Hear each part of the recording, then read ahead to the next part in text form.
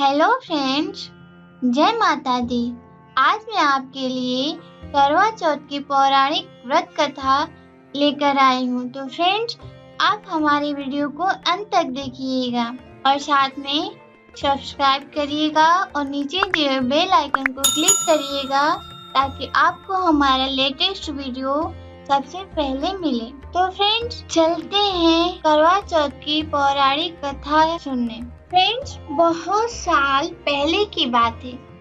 एक साहूकार के 7 बेटे और उनकी एक बहन करवा थी। सभी सातों भाई अपनी बहन से बहुत प्यार करते थे, यहाँ तक कि वे पहले उसे खाना खिलाते और बाद में स्वयं खाते थे। फ्रेंड्स, एक बार उनकी बहन ससुराल से मायके आई हुई थी। शाम को भाई जब अपना व्यवसाय बंद कर घर आए तो देखा उनकी बहन बहुत व्याकुल थी। सभी भाई खाना खाने बैठे और अपनी बहन से भी खाने का आग्रह करने लगे। लेकिन फ्रेंड्स, बहन ने बताया कि उसका आज करवा चौथ का निर्जल व्रत है और वह खाना सिर्फ चंद्रमा को देखकर उसे अर्घ्य देकर ही खा सकती है, क्योंकि फ्रेंड्स चंद्रमा अभी तक नहीं निकला था, इसीलिए वह भूख प्यास से व्याकुल हो उठी। फ्रेंड्स, सबसे छोटे भाई को अपनी बहन की हालत देखी नहीं जाती। वह दूर पीपल के पेड़ पर एक दीपक जलाकर चलने की ओट में रख देता है। दूर से देखने पर वह ऐसा प्रतीत होता है कि जैसे चतुर्थी का चांद उदित हो रहा हो। फ्रेंड्स, इसके बाद भाई अपनी बहन को बताता है कि चांद निकल आया है, तुम उसे अर्घ्य देने के बाद भोजन कर सकती हो। बहन खुशी के मारे सीढ़ियों पर चढ़कर चांद को देखती है, उसे अर्घ्य देकर खाना खाने बैठ जाती है। फ्रेंड्स, जब वह पहला टुकड़ा मुंह में डालती है तो उसे छींक आ जाती है। दूसरा टुकड़ा डालती है तो उसमें बाल निकल आता है और जैसे ही तीसरा टुकड़ा मुंह में डालने की कोशिश करती है तो उसके पति की मृत्यु का समाचार उसे मिलता है और वह बौखला जाती है। उसकी भाभी उसे सच्चाई से अवगत कराती है कि उसके साथ ऐसा क्यों हुआ।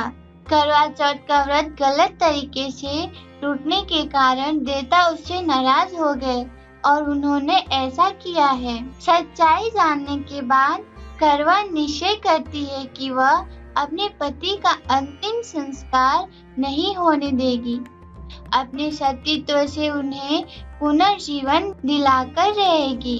फ्रेंड्स, वह पूरे 1 साल तक अपने पति के शव के पास बैठी रहती है, उसकी देखभाल करती है, उसके ऊपर उगने वाली सुई नुमा घास को एकत्रित करती जाती है। 1 साल बाद फिर करवा चौथ का दिन आता है। उसकी सभी भाभियां करवा चौथ का व्रत रखते हैं।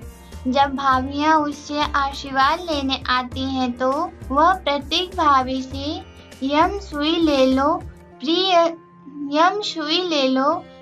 सुई दे दो, मुझे भी अपनी जैसी सुहागिन बना दो, ऐसा आग्रह करती है। लेकिन हर बार भाभी उसे अगली भाभी से आग्रह करने का कहकर चली जाती हैं। इस प्रकार फ्रेंड, जब 6ठे नंबर की भाभी आती हैं तो करवा उसे भी यही बात दोहराती है।